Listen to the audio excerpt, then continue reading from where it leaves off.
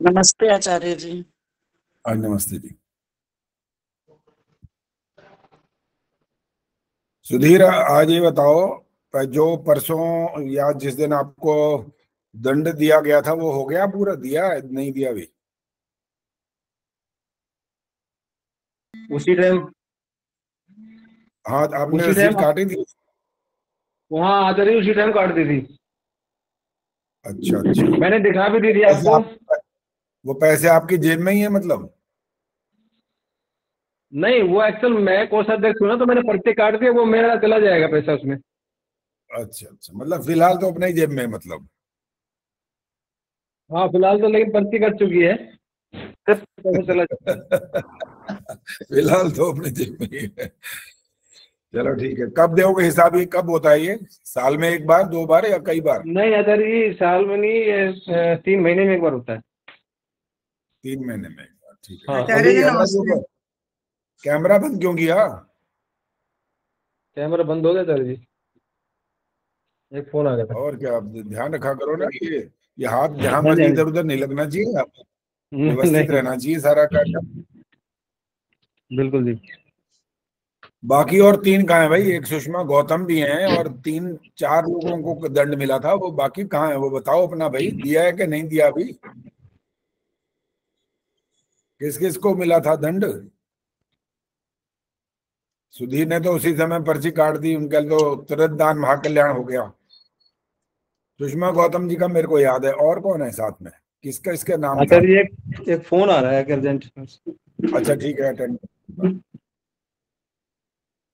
तो ये कह रही थी कि ये बच्चों आज को ट्यूशन छोड़ने जाती हूँ और लेने जाती हूँ। क्या नाम था उनका, भूल गए। मुझे भी ध्यान नहीं है। न गावित्री जी, पता नहीं क्या था। गर्विता।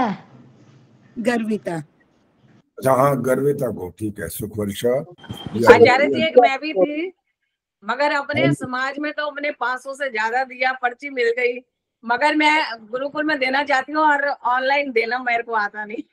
कहाँ देना चाहते हो? गुरुकुल में? गुरुकुल में, कौन से गुरुकुल में? अपने समाज में तो हम बहुत देते रहते हैं। मैंने अभी अपने अच्छा पोती के जन्मदिन पे भी दिया वहां पर, अच्छा तो अच्छा। मैं हाँ वो रसीद नहीं भेजना चाहती। ठीक है ठीक है, कोई बात हाँ नहीं। जी। और बाकी गुरुकुल में देना चाहते हो तो वहां तो या तो जाना ही पड़ेगा। अगर ऑनलाइन किसी और से करवा के देखो, घर में कोई और हो जिनको हाँ आता जी, हो। नहीं ये कहना, मैं इनका है ना ईश नारंग जी का, जो उसमें हाँ हाँ, भेजूंगी। अच्छा हाँ ठीक है, जरूर भेजिए। वहाँ 13 अक्टूबर को मिलना है ना, 13 अक्टूबर को उनका प्रोग्राम है, तब दे देना। अच्छा अच्छा, ठीक है, बहुत बढ़िया। ठीक है, चलो जी, अब हम पाठ करने के लिए तैयार हो रहे हैं और मधु चौधरी करवाएंगे मंत्र पाठ। जी सादर नमस्ते आचार्य जी। हाँ, नमस्ते। मैं भी यही कहने वाली थी, मधुसी से करवाना नहीं, की आवाज बहुत प्यारी लगती है मुझे। ओ धन्यवाद। चलो सुनाइए, शुरू करिए।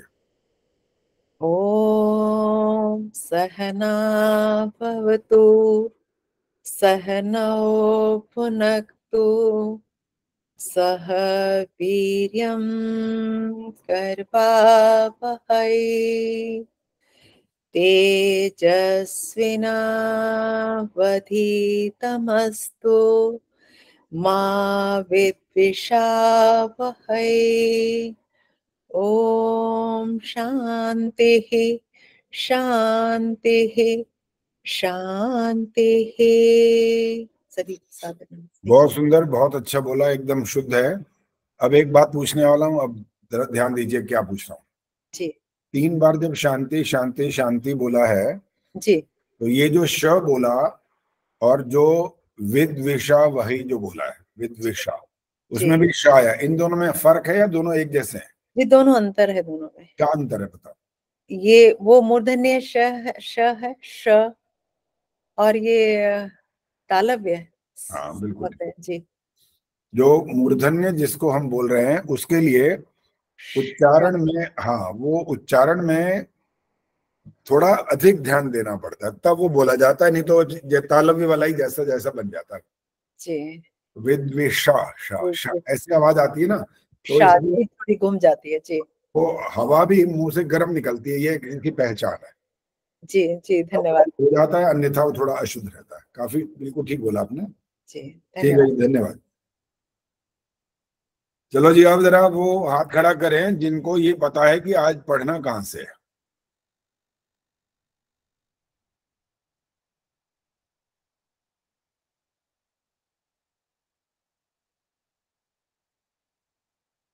ये कैमरे अपने आप ऑटोमेटिक ऑफ हो जाते हैं या अपने आप ऑन होते रहते हैं? क्या होता है समझ नहीं आ रहा।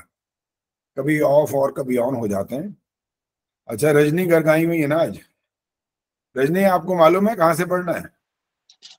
जी आचार्य जी, ट्राई करती हूँ। बताइए कहाँ से पढ़ना है, बताओ कहाँ से जी पढ़ना है? आचार्य जी, वो 13 श्लोक हो चुके थे, हाँ। उसके बाद से स्टार्ट करना है। चलिए ठीक है, करिए शुरू। जी आचार्य जी, श्लोक भी बोलना है या आपने भी क्या बोला, श्लोक हो गए थे या होने हैं, क्या बोला? नहीं, 13 के बाद जो श्लोक है ना, जो हाँ। इंद्रियाणाम, अच्छा, ये हिंदी वाले वाला श्लोक 13। से प्रारंभ करना। अच्छा अच्छा, जी जी श्लोक बोलो, आपको तो उम्मीद है आप बोलोगे, ठीक बोलोगे, बोलिए। जी जी, मैं प्रयास करती हूँ। हाँ जी। इंद्रियाणां विचरतां विश्वेशपहारिषु संयमे यत्नमातिष्ठेद् विद्वान् यन्तेव वाजिनाम्। इंद्रियाणां प्रसंगेन दोषमिच्छ्रित्य संशयम् सन्नियम्य तु तान्येव ततः सिद्धिं नियच्छति। न जातु कामः कामानामुपभोगेन शाम्यति हविषा कृष्ण वर्त्मेव भूय एवाभिवर्धते। वेदास्त्यागश्च यज्ञाश्च नियमाश्च तपांसि च न विप्रदुष्टभावस्य सिद्धिं गच्छन्ति कर्हिचित्। वशे कृत्वेन्द्रियग्रामं संयम्य च मनस्तथा सर्वान् संसाधयेद् स्थान् शृण्वन् योगस्तस्तनुं श्रुत्वा स्पृष्ट्वा च दृष्ट्वा च भुक्त्वा घ्रात्वा च यो नरः न हृष्यति ग्लायति वा स विज्ञेयो जितेन्द्रियः। नापृष्टः कस्यचित् ब्रूयान्न चान्यान् येन पृच्छत जानन्नपि हि मेधावी जड्वल्लोक आचरेत्। वित्तं बन्धुर्वयः कर्म विद्या भवति पंचमी। एतानि मान्यस्थानानि गरीयो यद्यदुत्तरम्। अज्यो भवति वै बालः पिता भवति मन्त्रदः। अज्यं हि बालमित्याहुः पित्येव तु मन्त्रदम्। न हायनेर्न पलितैर्न वित्तेन न बन्धुभिः ऋषयश्चक्रिरे धर्मं योनुचानः सनो महान्। विप्राणां जानतो ज्येष्ठं क्षत्रियाणां तु वीर्यतः वैश्यानां धान्यधनतः शूद्राणामेव जन्मतः। न तेन वृद्धो भवति येनास्य पलितं शिरः। यो वै युवाप्य धिया नास्तं देवाः स्थविरं विदुः। यथा काष्ठमयो हस्ति यथा चर्ममयो मृगः। यश्च विप्रो न धियानस्यस्ते नाम बिभ्रति। अहिंसयैव भूतानां कार्यं श्रेयोऽनु शासनम्। वाक्चैव मधुरा लक्षणा प्रयोज्या धर्ममिच्छता। आचार्य जी ठीक बोला क्या? लगभग कह सकते हैं। भी इसमें कई 4-5 कुछ गलती। उसका कारण ये जी होता है ना, मुझे जो हमारा रोज का अभ्यास नहीं होता। मंत्रों जी में तो जी कोई दिक्कत नहीं आएगी, मंत्रों में फिर भी यहाँ पर जब भी सुनते हैं तो आप थोड़ा कोई ना कोई सुना रहा होता है, वो घबरा जाता है, कहने लगा ये डर लग रहा है, कभी ऐसा हो जाता है, वैसे पूरे याद थे, आज ही ऐसा हुआ है, तो कुछ ना कुछ ऐसी बात सामने तब आ जाती है। तो थोड़ा सा अशुद्ध हुआ है, कोई बात नहीं, क्योंकि आचार्य जी इसमें से एक ही श्लोक है जो हम पढ़ते हैं, न जातु कामः कामानाम, ये वाला अक्सर पढ़ते सुनते रहते हैं। बाकी तो सब ऐसे लग रहा है जब सिलेबस में ही कभी पढ़े होंगे वही हुई। अज्यो भवति वही बाला, ये वाला भी आता रहता है सामने, पढ़ा हाँ हो जी, या ना एक पढ़ा हो, आधी लेकिन ये मतलब, वाला भी हाँ एक विद्वान, आधी तो आते रहती है। ये जी वाली ये जी चीजें सामने आ जाती हैं। चलिए अब इसके अर्थ की तरफ बढ़ेंगे ताकि हमें समझ में आए। संस्कृत सबको नहीं आती, और फिर हिंदी में जो कुछ लिखा हुआ है वो हमारे इसीलिए लाभ के लिए लिखा है ना, कि संस्कृत पढ़ करके अगर आगे बढ़ते चले जाएं तो फिर पता तो लगेगा नहीं किया क्या है हमने, क्या हमारे को संदेश उपदेश मिला है। तो इसलिए अब इसका अर्थ पढ़ना है। आप शुरू आप ही करो, फिर मैं बताऊंगा किसने बाद में पढ़ना है। शुरू करिए जी। मनुष्य का यही मुख्य आचार है कि जो इंद्रियां चित्त का हरण करने वाले विषयों में प्रवृत्त कराती हैं उनको रोकने में प्रयत्न करे। जैसे घोड़ों को सारथी रोककर शुद्ध मार्ग में चलाता है, इस प्रकार इनको अपने वश में करके अधर्म मार्ग से हटा के धर्म मार्ग में सदा चलाया करे। अभी रुक जाओ। अब मैं नाम बोलने वाला हूं, वो जो प्रश्न करूंगा वो उसको थोड़ा ध्यान से पहले सुनेंगे, फिर उत्तर अगर समझ में आ जाए कि हाँ प्रश्न क्या किया गया है तो उसके आधार पर उत्तर देंगे। सुधीर कुमार माइक ऑन करो। वैसे आपको ये नहीं कहा कि आप उत्तर दोगे, लेकिन माइक ऑन रखो। सुखवर्ष माइक नहीं हो कैमरा। सुखवर्षा जी, राज चावला जी, अभी आपके कैमरा बंद है सबके। अच्छा, गार्गी गुप्ता जी क्या कहना चाहती हैं, बोलो। आचार्य जी उसी का पहले बताना था ना भी कहाँ से शुरू होना, वो जब किया था फिर करना। अच्छा ठीक है ठीक है, चलो अब आपसे कैमरा और ये बात ऑन हो ही गया है तो आपसे ही पूछ रहा हूँ। गार्गी गुप्ता बताएंगी कि यहाँ पर लिखा है जैसे घोड़ों को सारथी रोक कर शुद्ध मार्ग में चलाता है। आचार्य जी इसमें ना इंद्रियों के बारे में कहा गया है कि अपने मन को काबू करना चाहिए, कंट्रोल करना चाहिए। जैसे घोड़े अभी मैंने प्रश्न असल में किया नहीं, अभी सिर्फ मैंने ये शब्द बोले थे। अभी प्रश्न तो अब आएगा सामने। हाँ जी। सारथी कौन होता है, चेतन होता है या जड़ होता है? चेतन होता है जी। और घोड़े चेतन होते हैं या जड़ होते हैं? घोड़े भी चेतन भी कह सकते हैं, जड़ भी कह सकते हैं, चेतन ही होता हो। हाँ जी, क्या होता है? ठीक से एक जवाब दे दो बस। चेतन। अच्छा, तो भैया चेतन चेतन को क्यों करा रहा है काम? सारथी का काम है उस घोड़े को साध के उसको अपने शुद्ध मार्ग पर ले जाना। हाँ, शाब्दिक रूप में या थोड़ा सा व्याख्या रूप में वैसे ठीक उत्तर, गलत तो नहीं है ये, लेकिन अभी इसको और स्पष्ट करना चाहिए। अभी और स्पष्ट करना है। अभी कोई बात नहीं, आपने जितना बोला वो ठीक बोला। अभी औरों से पूछ रहा हूँ, सविता कपूर बताएंगे आगे कि इसको दोहराना नहीं है। क्योंकि आचार्य जी घोड़े में, जानवर में बुद्धि नहीं होती। नहीं, ये वाला भी उत्तर ठीक नहीं है वैसे तो। बुद्धि तो होती है, हर जीव में बुद्धि होती है। बुद्धि का ये तो नहीं हमारे जैसे उनको सही गलत रास्ते का पता नहीं चलता। वो दाहिने तरफ से खींचते हैं कि इस तरफ चल रहा है और बाईनी तरफ खींचते हैं तो इस तरफ चल रहा है, उनको इससे ही पता चलता है। तो ये बुद्धि वाला सारथी कंट्रोल करता है उनके ऊपर। इससे यही तो पता लग रहा है कि बाईं तरफ का अगर उनको लगाम इससे कर रहे हैं तो बाईं तरफ मुड़ जाता है ना वो। तो इसका मतलब है बुद्धि है, तभी तो समझ पा रहा है कि क्या कहा जा रहा है उसे। हमारी भाषा नहीं समझता वो अलग बात है, लेकिन हम और कभी कभी तो भाषा वाली बात भी लोग कर लेते हैं इन जानवरों के साथ। हाँ मेरा पुत्र, ऐसे कर देते हैं वो तो। उनका घोड़ा हाँ मेरा पुत्र, हाँ मेरा शेर है, मेरा ये ठा मारेंगे उसकी पीठ पे और उससे बातें करते हैं। वो कहते हैं ये देखो कितना समझदार है ये। जो मैं डॉगी को तो बिल्कुल कहते हैं बकायदा सिट डाउन, वो बैठ जाता है। तो बुद्धि तो इन सब के पास है। अब प्रश्न जो किया गया था वो ये जानबूझकर किया गया था कि चेतन तो दोनों चीजें हैं, सारथी भी चेतन और घोड़े भी चेतन। तो सारथी जो है चेतन और वो जो चेतन है, तो चेतन चेतन को क्यों समझाने की बात कर रहा है? प्रश्न ये था और आपने उत्तर दे दिया वैसे। और थोड़ा सा उत्तर गलत था कि वो उनके पास बुद्धि नहीं होती। नहीं, बुद्धि होती है, सिर्फ इतना इसमें जोड़ना है हमारे जैसे नहीं होती है। इन दोनों की तुलना जब करेंगे ना तो मनुष्य की जो श्रेणी है बहुत ऊंची है इससे। ये इससे काम ले सकता है, घोड़े अपने आप काम नहीं करेंगे।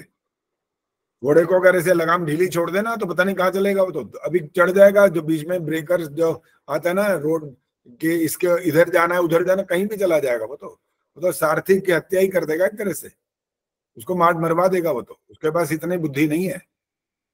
और वैसे आपको पता है घोड़े के आंखों के आगे ऐसे फ्लैप से लगे होते हैं कि अपने हिसाब से नहीं चलेगा कि देख के इधर चल रहे या उधर चल रहे। उसकी तो लगाम जो है ना वह वही काम करती है इसलिए।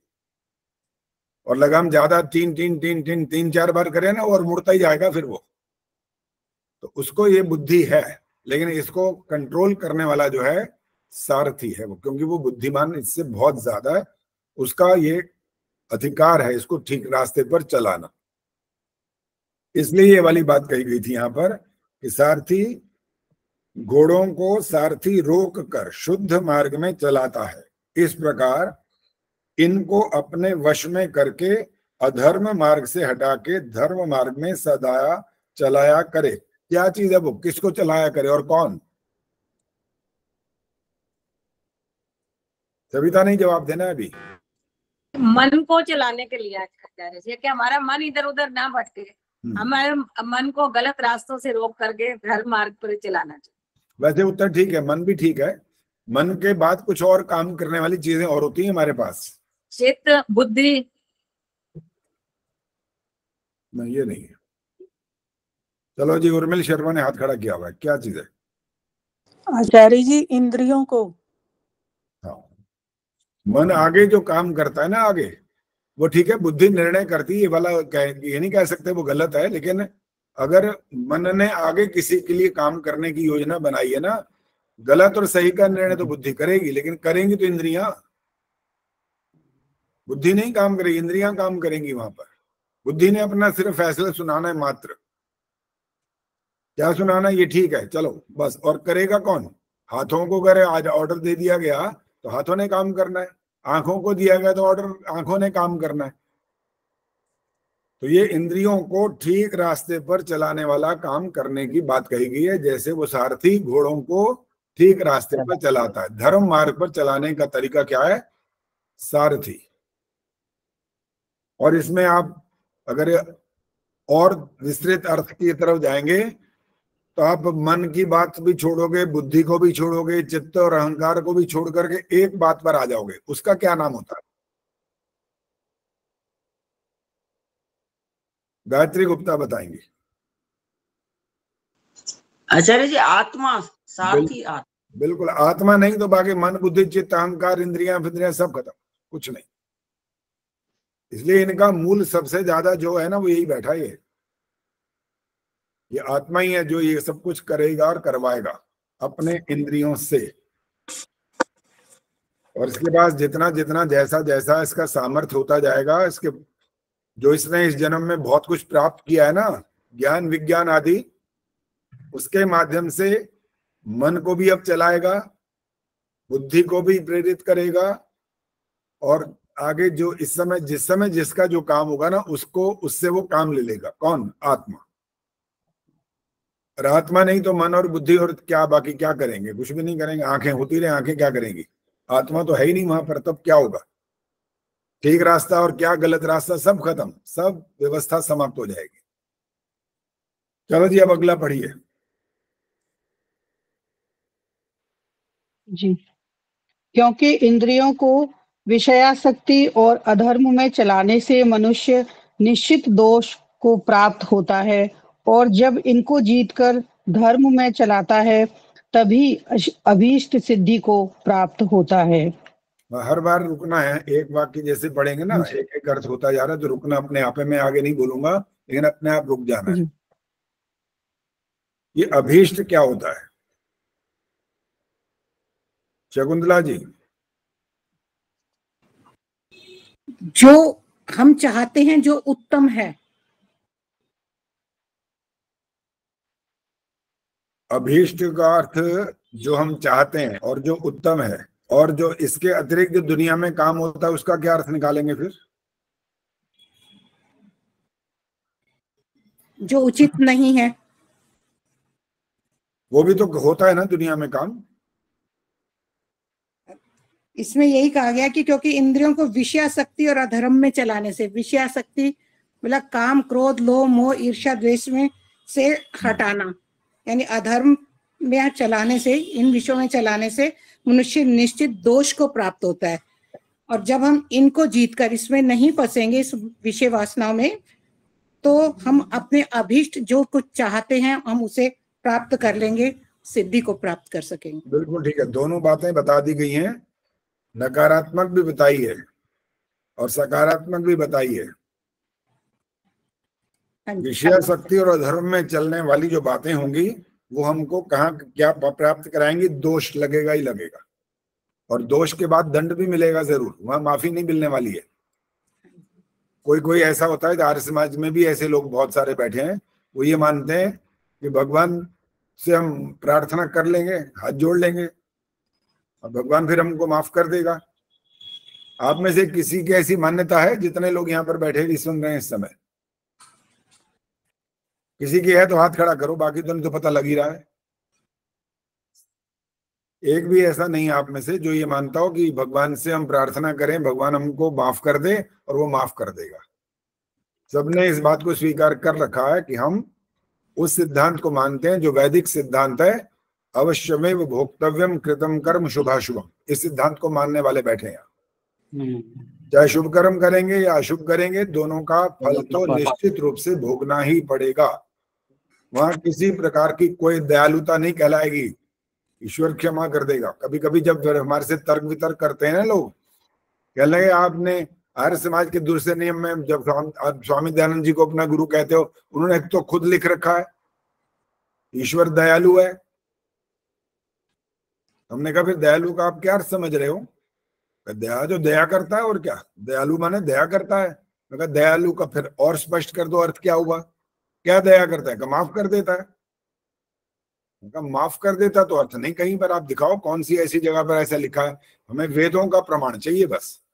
तुमको जी इस किताब में लिखा है, वो आपने ही लिखी है, तो हम उसके वो प्रमाण तो नहीं मान सकते। हम तो वैदिक ज्ञान के आधार पर बात करेंगे बस।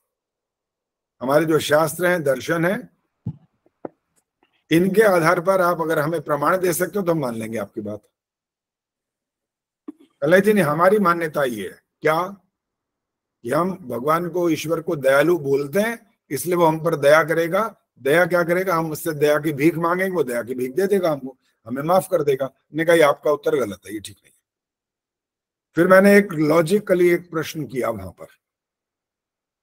मान ले आपकी बात एक सेकंड की, चलो मान लेते हैं कि ईश्वर से आपने हाथ जोड़ करके ये प्रार्थना की, ये मेरे से पाप हो गया, मुझे क्षमा कर दो, और ईश्वर ने आपको क्षमा कर दिया। अब मैंने कहा अगला प्रश्न अब जो सुनोगे ना, उसका उत्तर ठीक से देना, वो विचार करके, एकदम जल्दबाजी में उत्तर मत देना। मैं ये पूछ रहा हूं, अगला प्रश्न ये है कि वो केवल आपके द्वारा प्रार्थना करने पर वो आपकी प्रार्थना को सुनेगा, यानी दयालुता दिखा देगा, या मेरे द्वारा यही प्रार्थना करने पर मेरे प्रति भी दयालुता दिखाएगा? कह दयालुता दिखाएगा तो आप पर, आपके लिए भी दिखाएगा। मैंने कहा बेटा फिर सुन लो, इसका मतलब पता है, समझ में आ रहा है इसका मतलब क्या निकल रहा है? किसी को समझ आ गया तो बताओ इसका मतलब क्या निकल रहा है। अब हाथ खड़ा कर सकते हैं आप। इसका मतलब क्या निकल रहा है भाई? इस बात का कौन सा अर्थ निकलेगा? अब प्रेम बहल जी बताएंगी। जी आचार्य जी,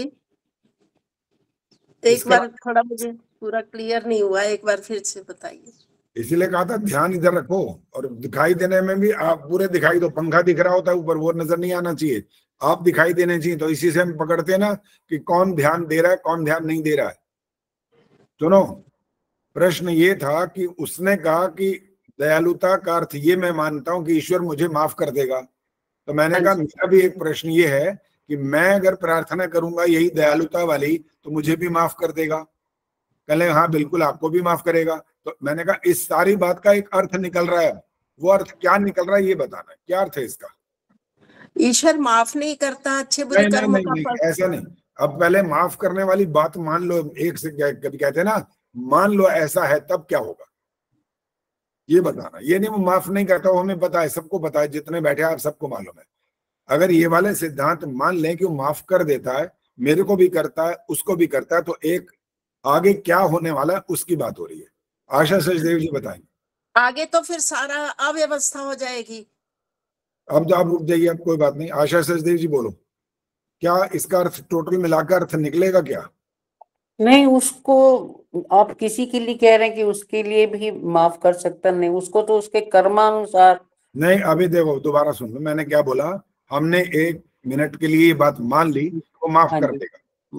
उनके माध्यम से हमने ये बात मान ली, तो हमने प्रश्न ये किया कि आपने दयालुता की बात की, उसने दया करके क्षमा कर दिया, हमने प्रार्थना की, उसने दया करके क्षमा कर दिया, तो इसके बाद क्या चीज निकल के सामने आ जाएगी वो वाली बतानी है, क्या होगा फिर? चलो सुखवर शाह जी बताएंगे। जी आचार्य जी, न्यायकारी तक का उसका गुण ही खत्म हो जाएगा जो न्यायकारी कहते हैं। अगर ऐसे सबके माफ करने लगे तो जो उसका न्यायकारी उसको कहा जाता है उसका ये गुण ही समाप्त। अभी मैंने कहा ये वाली स्थिति मान करके चलो, वो वाला उसका जो गुण है वो रहेगा। वो वाली बात नहीं कह रहे कि वो ये वाली बात नहीं हो रही है, ये बात हो रही है कि यदि ऐसा मान लें तो आगे क्या चीज ऐसी निकल के आ जाने वाली है, वो वाली बात समझानी है। क्योंकि बच्चों को समझाने के लिए प्रश्न उत्तर जरूरी है। प्रश्न बच्चा जरूर करेगा, कभी ऐसी बात आएगी जो आती रहती होगी, आपसे करते हैं प्रश्न नहीं करते, लेकिन हम तो जानबूझ करके जब भी कहीं प्रवचन आदि करते हैं तो वहां पर ये बातें करते हैं और ऑडियंस को समझ में आती है ये बात अच्छी प्रकार से। सुधीर बताएंगे। सुधीर बताओ क्या समझ में आया, क्या आगे निकलेगा, इसका अर्थ क्या निकल आएगा?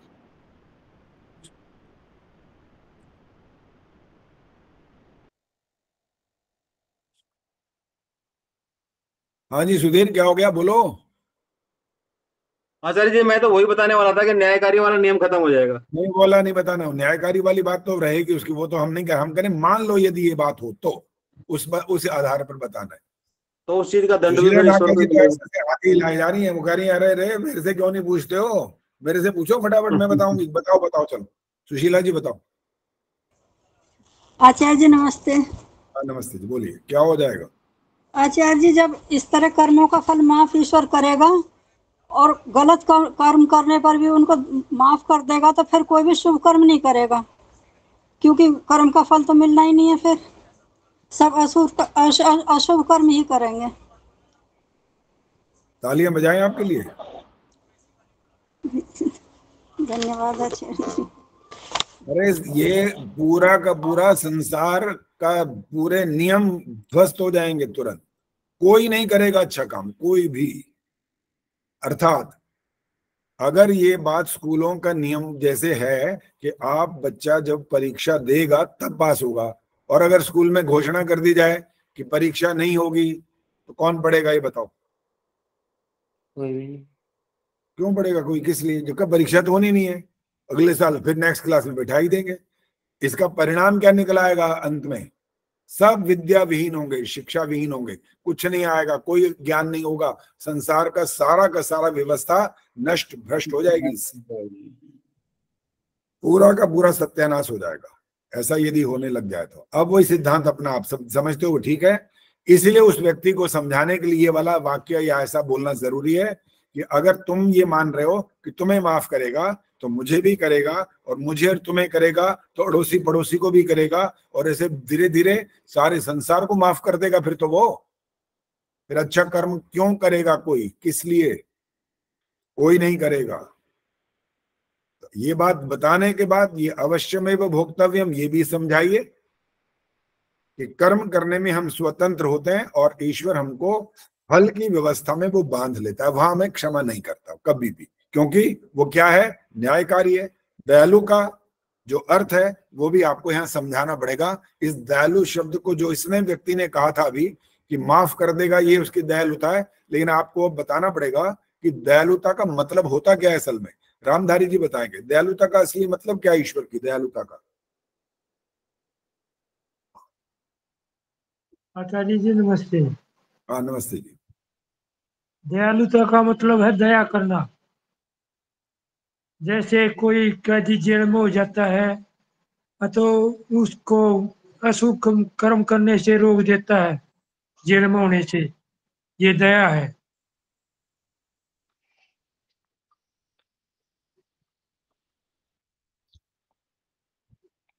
अभी उदाहरण ज्यादा मजेदार नहीं है। सुषमा सरदाना जी बोलिए। नमस्ते आचार्य जी। नमस्ते जी। आचार्य जी, कोई व्यक्ति ईश्वर को याद करे या ना करे, ईश्वर सबको हवा, पानी और खाने पीने की सारी वस्तुएं अवश्य देता है, ये उसकी दया कहलाएगी। हवा पानी की तो बात ठीक है, खाने पीने की नहीं कह सकते। खाने पीने का ऐसे जो प्रकृति में खाद्य पदार्थ उत्पन्न होते हैं तो वो भी सबको समान रूप से मिलते हैं। हाँ, इसमें ये अवश्य है कि जो जितना परिश्रम करता है उसको उस हिसाब से मिलता है, लेकिन बाकी जो मूलभूत चीजें हैं वो तो सबको ईश्वर देता ही है। ईश्वर की दया का अर्थ ये निकालना चाहिए कि उसने सूर्य की रोशनी दी, आपको कोई मूल्य नहीं लिया। सांस लेने के लिए आपको हवा दी है, चलने के लिए जमीन दी है, ये सारे पांचों तत्व आपको मुफ्त में दिए। इससे वो आपसे कोई भी मूल्य नहीं लेता है, चाहे वो करोड़ों अरबों खरबोपति हो, चाहे एक साधारण भिखारी हो, किसी से वो मूल्य नहीं लेता। उसकी दया का ये अर्थ होता है, बिना मांगे देता है, बिना मूल्य के देता है।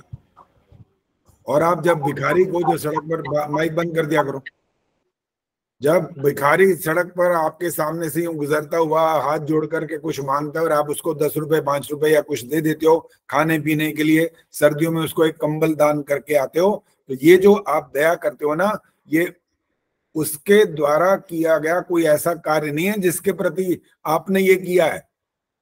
आपने एक पुण्य रूप से नया कर्म किया है, उसने कुछ नहीं किया।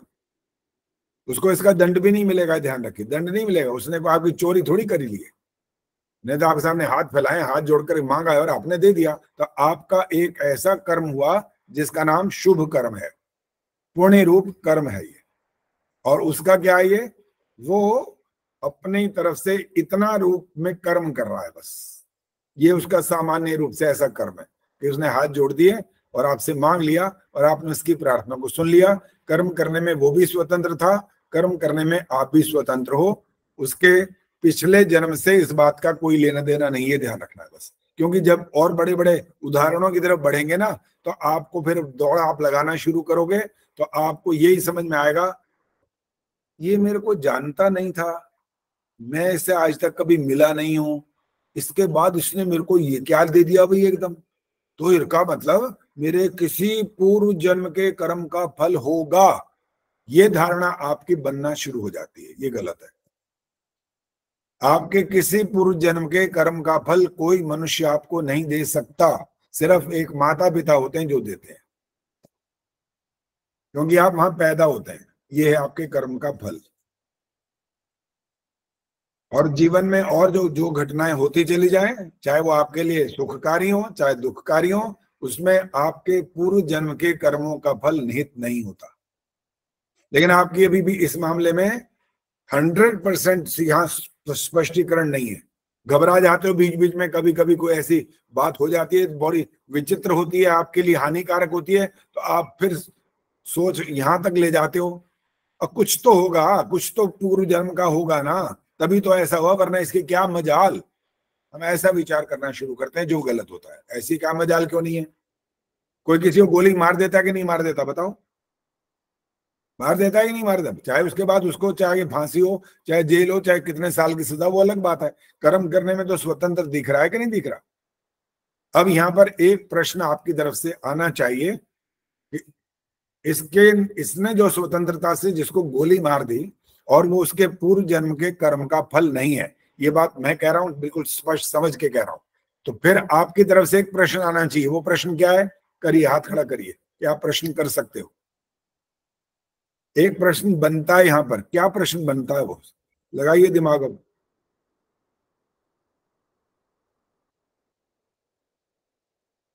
अभी तो हाथ खड़े दिखाई नहीं। हाँ, सुशीला जी का दिखाई दिया बस हाथ। ये मीना सिंगल जी ने भी हाथ खड़ा किया है या ऐसे ही हाथ रखा हुआ है? क्या है ये? नहीं, हाथ नहीं खड़ा किया, ठीक है। अब पद्मा चावला जी बोलो, क्या प्रश्न बनता है यहाँ पर? आचार्य जी, प्रश्न ये बनेगा कि जिसको गोली लगी है उसमें उसका क्या दोष था कि उसको गोली लगी? बिल्कुल ठीक है, इसका उत्तर भी दो। अब क्या दोष है उसका? वो तो अचानक ही उसके साथ हुआ, उसका कोई दोष तो नहीं था उसमें। अचानक ही किसी ने उसको गोली मारी या जानबूझ के भी मारी, तो उसमें उस व्यक्ति का तो कोई दोष नहीं था। उसके कोई पिछले कर्मों का उसका कोई परिणाम नहीं था, उसका दोष भी नहीं था और उसका जीवन भी समाप्त हो गया है। तो फिर क्या हुआ? फिर इसको क्या बोलेंगे? टोटल मिलाकर क्या कहें? फिर आचार्य जी, अगले जन्म में ईश्वर उसकी पूर्ति करेगा। फिर जो उसका जितना भी जीवन और था या जैसे भी, वो उसको उसका पूरा लाभ देगा उसका। ठीक है, बिल्कुल यही उत्तर है इसका। देखो, कर्म करने में जो स्वतंत्र है। अब पहले इस बात को थोड़ा फिर पीछे लेके चलते हैं। अब जिसने गोली मारी वो शुभ कर्म है या अशुभ कर्म है? पद्मा जी आपने जवाब देते रहना। अशुभ कर्म है आचार्य जी, क्योंकि इसने कसूर कोई किया ही नहीं था। हाँ जी, और कसूर किया भी हो तो इसका फिर भी अधिकार नहीं बनता कि गोली तू ही मार के फैसला कर दे। हाँ जी, लेकिन न्यायालय है, न्यायालय में जाओ, अपनी बात लेके जाओ, इसने ये इतना पैसा देना था, ये नहीं दे रहा, या इसने ऐसा मेरे साथ कोई गलत काम किया, तो न्यायालय तो वो करेगा ना, न्याय तो। यहाँ इसने गोली मार दी तो इसने, ये आपने उत्तर दिया कि अशुभ काम है, ये ठीक नहीं है, गलत है। तो गलत काम या अशुभ कार्य का दंड मिलेगा कि नहीं मिलेगा? उसको बिल्कुल मिलेगा। अगर इस न्यायालय में भी नहीं मिल पाता पूरी तरह से तो ईश्वर उसको अगले जन्म में जरूर दंड देगा। अगले जन्म जरूरी कहना नहीं है, कभी इस जन्म में भी दे सकता है, कभी भी उसको मिलेगा दंड। इस जन्म में कैसे देगा? किसी और कहेगा इसको गोली मार दे? नहीं आचार्य जी, उसको किसी ना किसी रूप में तो दंड मिलेगा, चाहे बताओ उसको ना, भोग। वही तो स्पष्ट करना है, किसी ना किसी रूप में। इस जन्म में कैसे देगा, यही तो पूछ रहा हूँ। आचार्य जी, उसकी योनि भी बदल सकती है, मतलब जैसे हम इस जन्म में बदल जाएगी क्या? इस जन्म में तो नहीं बदलेगी, अगले जन्म में ही बदलेगी। यही बोलना था, इस जन्म में ईश्वर उसको ऐसे दंड किसी के द्वारा नहीं दे सकता, क्योंकि इसका अर्थ ये निकलाएगा इसने गोली मारी, दूसरे को कहा ईश्वर ने चले तू इसको मार दे, फिर तो ये चक्कर चल पड़ेगा पूरा का पूरा। वो उसको मारेगा, उसको मारेगा, उसको मारेगा, तो दंड देने का अधिकार तो सबका ही समाप्त हो जाएगा फिर तो। ईश्वर नहीं कहा ये करो, इसलिए ईश्वर बंद करो। इसलिए ईश्वर इस प्रकार से किसी को कर्मफल व्यवस्था में ऐसे नहीं बांधते थे, इस तरह नहीं बांधता। वो उसके कर्म के फल देने का जो तरीका है ना, वो सती मूले तद विपाक को जात्यायुर्भोगा है। प्रेमन जी,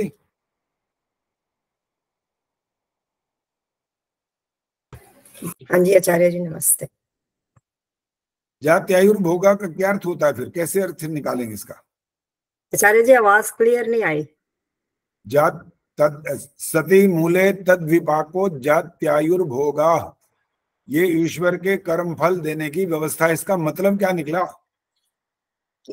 कर्म फल जो है उसका फल जो मिलता है जाति भोग, और तीसरी चीज क्या थी? जाति भोग, उससे उसके एक अनुसार मिलता है, यानी उसको जो अपने कर्मों के अनुसार उसको जाति मिलेगी, योनि मिलेगी, और भोग कौन सी योनि मिलनी है, कौन सी भोग योनि मिलनी है, कौन सी जाति, यानी मनुष्य जाति, पशु जाति या वृक्ष जाति जो भी है वो जाति हो जाएगी, और भोग योनि में जो होगी, यानी मनुष्य योनि जो है वो कर्म योनि है, दूसरी भोग योनि है। इस तरह से अलग अलग उसको अपने कर्म के हिसाब से मिले। चलो ठीक है जी, संक्षिप्त। अब नीलिमा चकार जी आप आइए जरा सामने। नीलिमा जी आइए फटाफट जल्दी से। जी एक चीज पूछनी थी, अभी बात करता हूँ, रुक जाओ पहले। नीलिमा जी से बात हो रही है पहले। हाँ जी, इसको स्पष्ट करो। नहीं, जात्यायुर्भोगा का मतलब क्या होता है? जाति आयु और भोग के रूप में मनुष्य को अच्छे बुरे कर्मों का फल देता है, ईश्वर मिलता है। अभी स्पष्ट करना, ये तो शब्दार्थ हो गया। हाँ जी, अब इसको स्पष्ट करो, क्या मतलब होता है? जाति का मतलब है जैसे मनुष्य जाति, पशु जाति, ठीक है, ये सब जातियां कहलाती हैं। ठीक है, आगे। और आयु, कितनी आयु लंबी होगी, छोटी होगी, बड़ी होगी, और भोग जो उसकी सफरिंग्स हैं। नहीं, अभी रुको, यहीं रुको, अभी रुक जाओ। आयु छोटी होगी, बड़ी होगी, लंबी होगी, या कैसी भी होगी, ये ईश्वर पहले से हमारे लिए बता देता है हमारे को? नहीं, ये अपने शुभ स्वास्थ्य के प्रति अच्छे कर्म करने से, योगाभ्यास आदि करने से घट बढ़ती रहती है। तीसरी चीज क्या है वो बताओ? है जी, तीसरी चीज क्या रहेगी वो बताओ? तीसरी सफरिंग रहेगी भोग। हाँ, यानी कि दुख सुख के रूप में जो भोग मिलते हैं, किसी को दुख मिलते हैं, उदाहरण दो, दुख और सुख का उदाहरण दो। दुख और सुख का उदाहरण ये है कि जैसे कोई व्यक्ति जो है उसमें उत्पन्न हुआ कहीं झोपड़ी में, कहीं ऐसे परिवार में जहाँ विद्या नहीं है, ज्ञान नहीं है, और उसको बहुत से भोग भोगने पड़ रहे हैं, जैसे कि वो बीमार हो गया। रुक जाओ। हाँ जी, कहार पता है? कहार क्या होता है? कहार, हाँ जी, डोलो वो जो, उठाते हैं, हाँ जी, पालिका ले जाते हैं। चलते हैं, व्यक्ति को बिठा देते हैं, वो ले चलते हैं, डोली जिसको कहते हैं। हाँ जी, हाँ जी। तो कहार भी अगर अपने काम को करता है और उसके पैसे लेता है तो वो दुख तो नहीं मानता इसका। और आपने कहा वो झोपड़ी में पैदा होता है इसलिए वो दुखी होता है, कोई आवश्यक तो नहीं है इससे। हाँ, ये बात तो ठीक है। और जो करोड़ों पति खरबों पति हो तो हर समय उनकी जान पे ही बनी रहती हो, तो हर समय मरते रहते हैं बेचारे, उनकी तो जान पे आफत होती है, कोई मारी ना दे गोली। तो इसका संबंध इस बात से तो समाप्त हो गया फिर कि सुख और दुख भगवान ऐसे ही देता है हमारे को। हाँ जी, और कौन बोला था अभी बीच में कि वो उनसे बात, अरे कौन, इंदिरा टांगरी बोली थी? मैं बताऊं आचार्य जी? नहीं अभी बताना नहीं, पहले आचार्य जी मैं बोली तो नहीं थी, पर मैं इसका अच्छा, जवाब देना चाह रही हूँ। नहीं अभी जवाब नहीं देना, अभी जो पहले बोला था उससे बात करनी है, वो कौन बोले थे? तो मैंने कहा अभी बात करता हूँ वो कौन थे। आचार्य जी मैंने पूछना था कुछ और, जैसे आपने अभी ये जो प्रश्न पूछा था ना, कि भी ईश्वर ने मतलब एक ने गोली मारी और दूसरे को लगी, जिसको गोली लगी हो सकता है उसके प्राण ना गए हो, वो बच भी गया हो, नहीं लेकिन यहाँ पर हो सकता है वाला प्रश्न नहीं है, मर गया बस, सीधा उत्तर ये है, तब की बात करनी है। और से वो इसका जीवन समाप्त हो गया ये, क्योंकि जब हम कोई उदाहरण को लेंगे ना उसका स्पष्टीकरण करके, बाई चांस या ऐसा वैसा, ऐसा तो नहीं हो गया, ऐसा भी तो हो सकता था, ये वाला नहीं है। क्योंकि उदाहरण देने का मतलब है ये वाली बात ऐसी है, इसके बाद इसका अर्थ क्या निकलेगा वो समझना है। चलो जी आप बोलो जी, इंदिरा टांगरी जी बोलिए।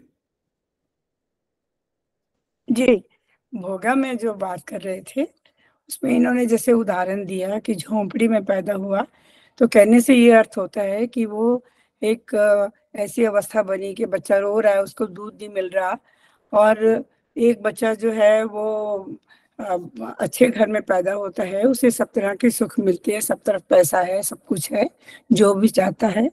यहाँ अगर हम जानवरों का ही उदाहरण ले ले, कई लोग कुत्ते पालते हैं, बिल्ली पालते हैं। बहुत लंबा नहीं बोलना, ठीक है। भोग मैं पूछ रहा हूँ, भोग का अर्थ ये जो जिसके घर में वो उसको बड़े अच्छे पकवान मिल रहे हैं और एक ही और है, इतना ही अर्थ होता है या पूरा कोई और संबंध भी होता है भोग से? तो एजुकेशन वगैरह भी तो होती है ना, सब मतलब भोग से तो सभी कुछ हुआ, अच्छे विद्या ग्रहण करी और अच्छी जगह पे पहुंचा। और एक जो है वो काफी स्ट्रगल करके भी, ऐसी बात नहीं है कि गरीब का बच्चा ऊपर नहीं चढ़ता, कई बच्चे बहुत मेधावी होते हैं, चढ़ते हैं। तो चलो अंजू जी बोलो अब क्या बोलना है, दोबारा दोहराना नहीं है, अपनी तरफ से जो बात और कुछ कहना चाहते हो वो बताओ।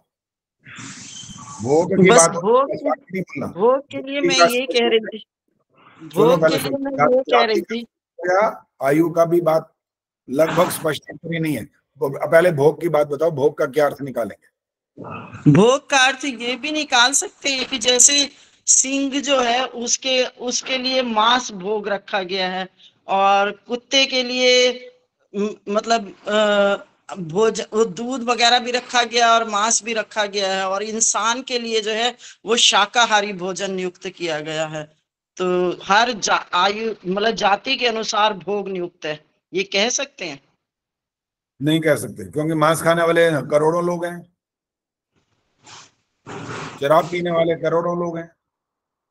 नियुक्त किया गया, निश्चय किया गया तो कह ही नहीं सकते। कर्म करने में स्वतंत्र का मतलब क्या होता है? बुरा करो, अच्छा करो, गलत करो, सही करो, आज करो, कल करो, मत करो, कम करो, ज्यादा करो, सब अपनी मर्जी है। ये निश्चित नहीं कर सकते ये वाला वाक्य जैसे बोला गया कि ऐसा निश्चित ईश्वर ने कर दिया। भोग का मतलब ये अर्थ है ना। अभी और कौन बताएगा? हाथ खड़ा करो, भोग को स्पष्ट, माइक बंद कर दीजिए। हाँ जी, सरोज अरोड़ा जी हाथ खड़ा कर रही हैं, शायद पता नहीं लग रहा, लेकिन पूरी तरह देखो, ठीक से बैठोगे ना, लगता है आधा तो ऊपर छत दिखाई दे रही होती है, तो पता लगता ही नहीं है कि बात क्या हो रही है। बोलो जी। ये जो संसार के सुख दुख है वही भोग कहलाते हैं, सांसारिक सुख दुख ही दोबारा भोग बोलो, सारी कहलाते आवाज हैं। कट गई, दोबारा सांसारिक सुख दुख उदाहरण देना पड़ेगा ना, ऐसे तो कहा नहीं। उदाहरण दो कि ईश्वर ने आपको 3 पदार्थ दिए थे, जाति, आयु, भोग, और आपने कहा सांसारिक सुख दुख ये भोग है। वो भोग कहलाते हैं। उदाहरण दो, कौन सा ऐसी बात है उदाहरण जैसे किसी को बहुत अच्छा अपने आप बिना प्रयास के ये मिल जाता है और कोई प्रयास करते रहते हैं फिर भी नहीं मिलता, तो वो उनके पिछले जन्म के या प्रारब्ध के कर्म होते हैं जिनके फलस्वरूप कोई परीक्षा में 10 बार। अभी मैंने कहा था कि कोई मनुष्य इस प्रकार से किसी को कुछ भी उसके पिछले कर्म का फल नहीं दे सकता, क्योंकि यदि वो इसको ये मानना पड़ेगा ना, वो तो एक आपस में एक दूसरे को जानते ही नहीं होंगे। आप प्रारब्ध शब्द का इस्तेमाल कर चुके हो, इसलिए उसका उदाहरण दे रहा हूं। प्रारब्ध माने जो पहले जो था इकट्ठा हुआ, उसमें से कुछ मिल गया और किसी ने ला करके उनको दे दिया। तो जब ये मनुष्य और ये मनुष्य आपस में एक दूसरे को जानते नहीं, तो अर्थ क्या निकलेगा? ईश्वर ने कराया, और ईश्वर ने कराया का अर्थ क्या हुआ कि जिसने इसको आकर के बहुत अच्छा सुख प्रदान करने वाला कोई ऐसी चीज दे दी, तो उसने तो अपनी तरफ से कोई कर्म किया ही नहीं है। ईश्वर ने कहा वो कर, और उसने कर दिया, तो उसको कर्म का फल मिलेगा क्यों? क्योंकि उसने अपनी मर्जी से कर्म ही नहीं किया है। इसलिए ये उत्तर गलत है। चलिए अब और कौन बताएगा? हाँ जी, रवि बालाजी बोलो। आचार्य जी, भोग जैसे उदाहरण के रूप में एक किसी को कुत्ते के योनि में जन्म मिल गया, लेकिन वो फिर भी कुत्ता होने के बावजूद अपने मालिक के साथ गाड़ी में घूम रहा है, ब्रेड और दूध खा रहा है। अच्छा, ठहरो, हमें तो मनुष्य की बात बताओ, बाकी सब छोड़ दो, हमें उनकी नहीं चाहिए। उनका भोग का मतलब पता है क्या होता है? उनका ऐसे, ये तो 10% भी नहीं होंगे जो घरों में रहते होंगे, बाकी तो जंगल में रहते हैं सारे। डोमेस्टिक तो कम है ना, इतने ज्यादा तो नहीं है कि हर व्यक्ति कुत्ता पालता है, हर व्यक्ति गाय पालता है, ऐसा तो है नहीं। जो वहां के, उनकी छोड़ दो, भोग योनि है, उनकी बात खत्म। मनुष्य की बात बताओ बस। मनुष्य के लिए भोग का क्या अर्थ है? सती मूले तद विपाको जात्यायुर्भोगा। ईश्वर ने उसको कर्म के फल के रूप में क्या दिया? जाति, आयु और भोग। ये मनुष्य की बात हो रही है। अब मनुष्य का उदाहरण दो कि भोग का मतलब क्या होता है, वो समझाओ। आचार्य जी, यही हो सकता है कि वो एक राजा के घर समान घर में जन्म लेता है, ये उसको उसके वैसे कर्म थे या भोग उसको मिला, और एक बच्चा ऐसे सड़क पे बिल्कुल पैदा होता है, पत्थरों में, बिल्कुल मजदूर के घर में। चलो ठीक है, ओके। चलो सरोज बताएंगे। अब सरोज अपनी व्याख्या करेंगे, इनकी भी व्याख्या सुनते हैं क्या कहती हैं ये। मैं यही कह रही थी कि संसार में एक घर में भी अपने पेरेंट्स के 5 बच्चे भी होते हैं, तो उनको अलग अलग। सरोज जी, आपसे नहीं कहा है। सरोज ये बैठी इधर, ऑस्ट्रेलिया वाली सरोज है ये। आपसे तो सुन लिया, इन तो इनकी बात कर रहे हैं। वो तो ऐसे ऐसे आकर के हंसती हैं पहले तो, ले भाई मेरा नंबर आ गया, इनका नंबर आना वो मजाक नहीं होता, बड़ी बड़ी ऊंची बात करती हैं ये। बोलो बोलो, शाबाश, फटाफट। माइक भी ऑन करना होता है।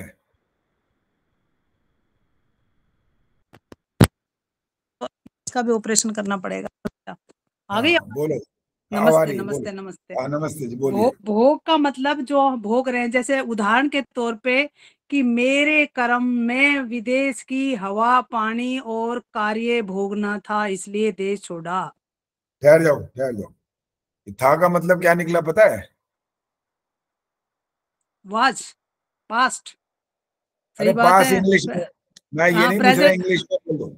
था का मतलब समझाओ। था ऐसा भोगना था, इसका मतलब समझाओ ना, क्या मतलब निकला? चलिए इसको था को हटा देते हैं हम। क्यों हटा देते हैं? जब तो बोला है वही तो पकड़ूंगा, वो थोड़ी छोड़ दूंगा। भोगना है कह देते हैं, भोगना है, भोग रही हूँ।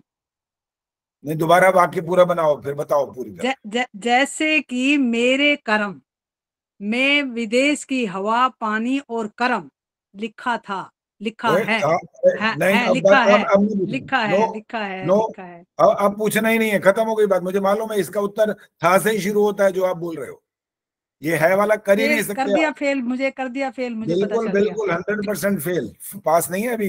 इसीलिए तो ये जो टिपिकल चीज है ना, इसी के लिए तो मैं इसके पीछे पड़ा रहता हूँ कि अच्छी बात है आचार्य जी, बहुत ही अच्छी बात है। सहनशीलता के साथ पूरी तरह से बात को समझाना है कि मतलब क्या होता है भोग का। सही। और दूसरी एक और मैं बोल रही हूँ, जो कि तारीफ वाली बात है। एक लाइन बोलूंगी मैं कि आप इस तरीके से समझा रहे हो, जो कि वो बहुत अच्छा लगा मुझे, कि वही दोहराना नहीं है पैराग्राफ, नया कोई शब्द है तो लाओ। सही बात है, बहुत अच्छी चलिए धन्यवाद। चंद्रकांता जी बताएंगे भोग का व्याख्या करनी, भोग का मतलब क्या होता है। आचार्य जी मेरा भी यही था जो पहले वाला मत है, इसलिए मैं दोहराना नहीं चाह रही। था क्या मतलब, था से अर्थ निकला नहीं है से। अब वाक्य कुछ तो बोलो, आचार्य जी मैं बताऊं, अभी रुक जाओ, पहले चंद्रकांता जी का नंबर है, फिर आएगा नीरजा का, फिर आपका नंबर आएगा। जी चंद्रकांता जी बोलो, जो भी वाक्य बोलना है बोलो, भोग को स्पष्ट करना है, बाकी जाति आयु की बात नहीं करनी है अभी। अब भोग का मतलब क्या होता है। भोग का अर्थ है जो जैसा कि अभी पूर्वक्ताओं ने बोला कि एक राजा के यहाँ और एक जो नहीं, दोहराना नहीं है पहली बात। जी मेरा वही था, इसलिए मैं नहीं बोल रही थी। कोई बात नहीं, चलो नीरजा बोलो, भोग का अर्थ समझाओ, भोग का अर्थ क्या होता है। जी आचार्य जी, मेरे हिसाब से सुख और दुख को अनुभव करना भोग होता है। अच्छे कर्मों, उदाहरण दो। जैसे कोई अच्छा कर्म किया होता है उसके बदले में सुख मिलता है, और हम कोई बुरा कर्म करते हैं तो हमें दुख मिलता है।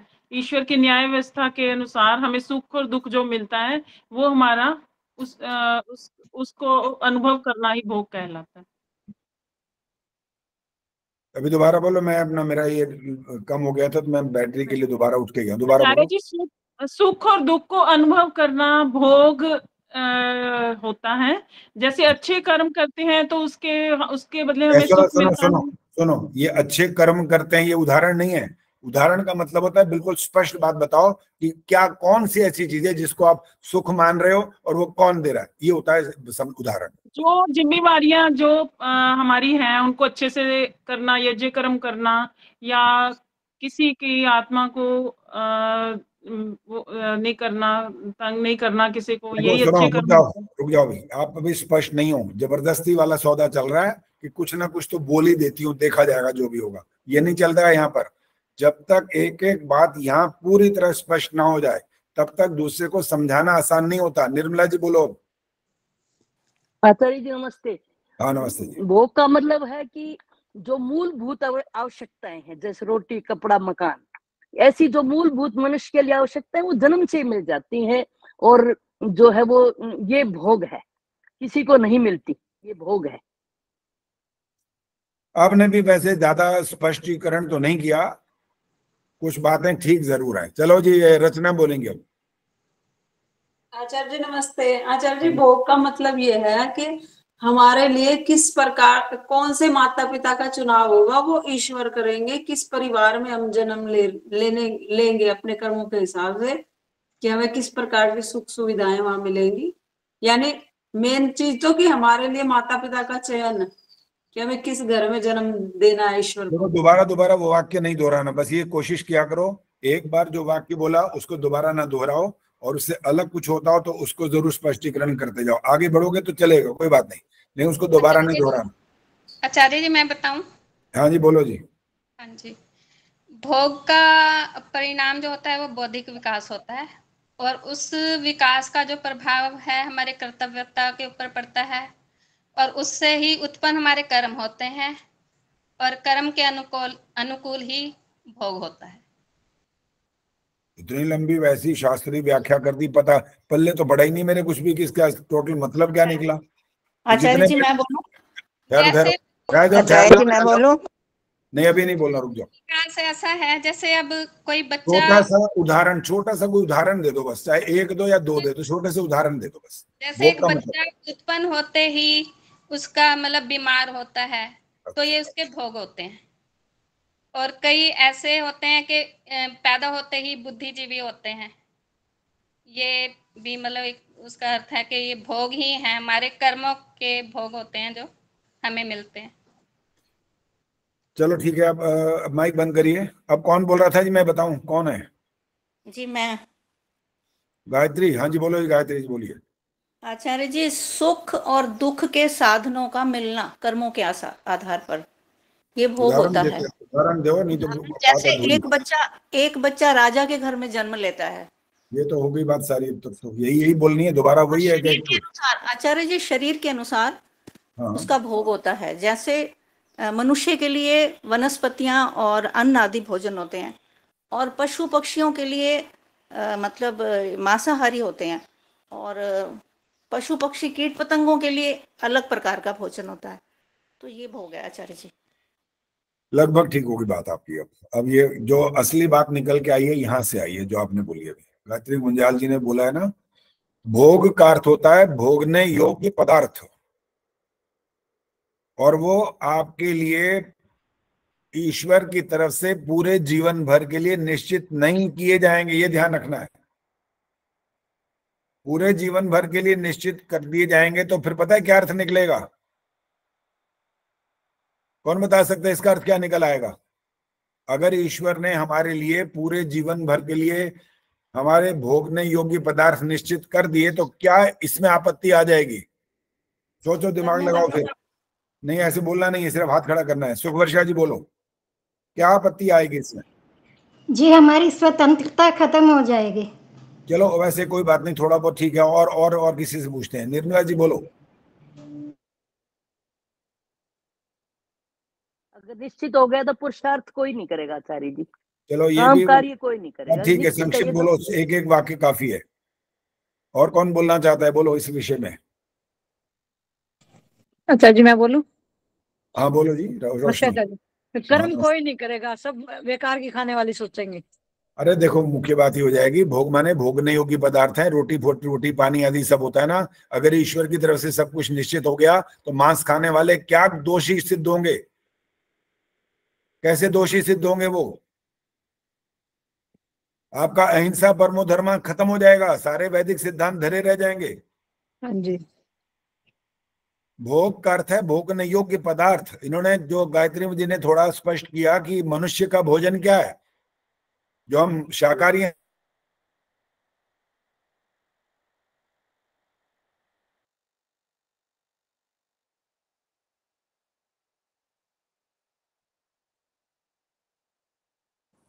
आचार्य जी आपकी आवाज नहीं आ रही। आचार्य जी का नेट खत्म हो गया, तो इसलिए शांति रखनी है, हमें व्यवस्था बनाए रखनी है।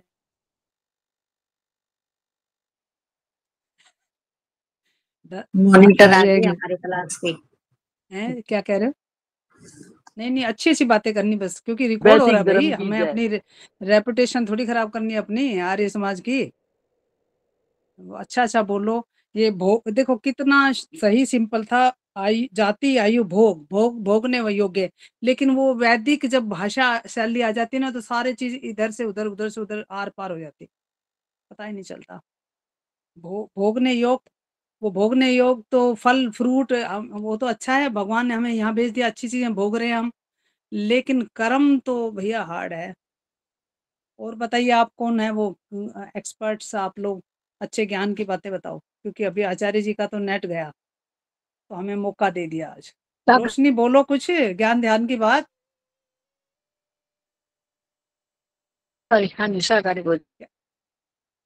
भोग का ही विस्तार करते रहेंगे हम तब तक आचार्य जी आएंगे। माता पिता की चुनाव करना, जैसे मैंने बताया। रहने दे, माता पिता को भोग में कहां से ले आएगी तू? अरे वो है कि भाई किस घर में जन्म मिलेगा तुम्हें, कौन तुम्हारा परिवार होगा, ये तो चलो मिल गया जन्म, हमारा मन करेगा तो हम कहीं पैदा हो जाए। रचना जी वो आयु के वो है, जाति वो के अलग बात है। हाँ, वो जाति कर्म में आते हैं। That's it. Yes, डॉक्टर साहब सही कहा आपने। अब भोग में भी कर्म माता तो पिता ये खाना आता है। भोग तो ये होता है जैसे एक कुत्ता गाड़ी में सैर कर रहा है और एक कुत्ता गली में घूम रहा है। आप लोगों को कुत्तों का क्यों ध्यान आ रहा है इतना? कुत्तों का ध्यान इतना क्यों आ रहा है आप लोगों को? वो आचार्य जी कह रहे हैं कि दूसरा उदाहरण दो। अब इंसान का तो दे दिया ना राजा का, तो वो दूसरा देना था, तो अब दूसरा यही ढूंढ लिया। आपको मानव जाति से मतलब होना चाहिए, कुत्ते का यहाँ पे मनुष्य छोटे मानव जाति में भी यही है ना, एक राजा के घर पैदा होता है, गरीब के घर पैदा तो बस हो गया जी, सब हो गया। बहुत बड़े राजा और गरीब सब हो गए। अब आगे सुन लो दोबारा जो बात चल रही है, उसको सुनो ध्यान से। भोग का अर्थ है भोगने योग्य पदार्थ। मनुष्य के भोजन में आपको खाने के लिए जो ईश्वरीय व्यवस्था ये बताई गई है, क्योंकि आप अगर किसी भी सिद्धांत को मानोगे तो उसका आधार क्या होगा? आपका व्यक्तिगत विचार उसका आधार नहीं होगा। कोई कहे मैं ऐसा कहता हूं, मैं तो यही खाऊंगा, मेरे बाप का राजा, वो एक कहने को कहता रहे, लेकिन ये सिद्धांत थोड़ी बन जाएगा। सिद्धांत वो बनेगा कि ईश्वरीय व्यवस्था क्या बताई गई है।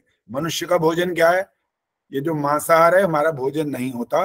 अर्थात अब भोग के अर्थ जो होंगे बहुत सारे, इसमें विस्तार होगा, केवल रोटी पानी नहीं है। यहाँ पर आप जो जीवन में कपड़े पहनते हो, कहाँ कहाँ खाते हो, कहाँ पर रहने चले जाते हो, ये सब आपके सिर्फ इतना ईश्वर निश्चित करता है कि आपको जैसे माता पिता के यहाँ उसने जन्म दे दिया, तो जाति की बात यहाँ स्पष्ट हो गई। मनुष्य जाति मिल गई और ये ही माता पिता मिले, ये आपके कर्म का फल हो गया। कि मनुष्य जाति के बाद ये माता पिता मिलेंगे। क्या है वो आपके कर्म का फल? कि आपको विद्वान माता पिता मिल गए। एक शराबी कबाबी के यहाँ भी बच्चा पैदा होता है, वहां भी मनुष्य जाति तो मिली, लेकिन ऐसे माता पिता नहीं मिले। तो जाति के बाद जो आयु का संबंध है, वो कुछ किसी ने बोला था कि आप प्रयास करोगे तो आप आयु का बढ़ाना या घटाना कर सकते हो। आप व्यायाम आदि करके इसको ठीक, इसकी सुरक्षा करते करते जीवेम शरदा शतम और शरदा शता तक जा सकते हो। आयु का मतलब ये, आयु का मतलब ये नहीं है 76 साल, ये ईश्वर की तरफ से नहीं बता दिया गया आपको कि आपको जन्म दिया, ये 76 साल में दुनिया से विदा ले लेगा, ऐसा नहीं है। आपकी यहाँ पर स्वतंत्रता कुछ काम कर सकती है। क्या? आप अच्छे प्रकार से नियमों का पालन करते रहो, आप स्वस्थ रहोगे, निरोगी रहोगे, चलते रहोगे आगे। और भोग माने भोगने योग्य पदार्थ है, उसमें खान पान सामग्री सब कुछ है, लेकिन ये आगे पूरे जीवन भर के लिए ईश्वर द्वारा निश्चित नहीं की गई है। सिर्फ माता पिता के पास पहुंचा देने का अर्थ ये निकला। कुछ आप जो बोल रहे थे वो बात ठीक थी। क्या? एक बच्चा झोपड़ी में पैदा होता है, वो थप्पड़ खाता है दूध मांगने पर, और एक को सुगंधी आदि पदार्थों का मिला दूध मिलता है, उसको खान पान के अच्छे पदार्थ मिलते हैं। लेकिन ये सदा के लिए नहीं होता। एक पिक्चर आपने कभी, बहुत जो बड़े बड़े उम्र के सारे बैठे हो, एक पिक्चर थी वक्त, वो भी बातें ही कर रहा होता है, मेरा बेटा ये बनेगा, यूं बनेगा, ऐसा होगा, मैं वैसा करूंगा। वो बड़े महल में रह रहा होता है, इतने में भूचाल आता है और वो भिखारी बन जाते हैं। पता नहीं होता कि जीवन में ये इसके बाद क्या घटना हो जाएगी, नहीं पता हमको। तो भोग का ये अर्थ मत समझ लेना कि यहाँ पैदा हो गया तो अब पूरे जीवन भर का इसका सारा ठेका हो चुका है। ठेका नहीं हुआ है वहां पर। इतना बहुत बड़ी बात होती है ये भी कि ऐसे माता पिता के यहाँ जन्म मिल जाना, ये बहुत बड़ी बात है। और इससे भी बड़ी बात यह है कि इंसान का जो आपको जाति की बात हुई है, ये तो और इससे बड़ी बात है। मान लो कोई कीड़ा मकोड़ा पशु पक्षी बन गया हो और हम सोचे भाई अब ये मान लो 10 साल जी सकता है, तो 10 साल तक तो वो उसी योनि में रहेगा ना अब, और उसके पता नहीं कितने जन्मों में एक कर्म का फल भुगतने का व्यवस्था ईश्वर ने बनाई हो, पता नहीं कितनी योनियों में ईश्वर ने भेजना उसके पाप रूप कर्मों के आधार पर। तो बीच में अपने आप से उसका मन ये करने लग जाए कि भाई भगवान जी बहुत हो गया, बस करो ना, क्या दिमाग खराब कर रखा है मेरा। भगवान से जितने मर्जी नाक रगड़ लो, साष्टांग दंडवत कर लो, कोई वहां पर ये बात नहीं सुनी जाएगी। वहां कर्म फल व्यवस्था है, बस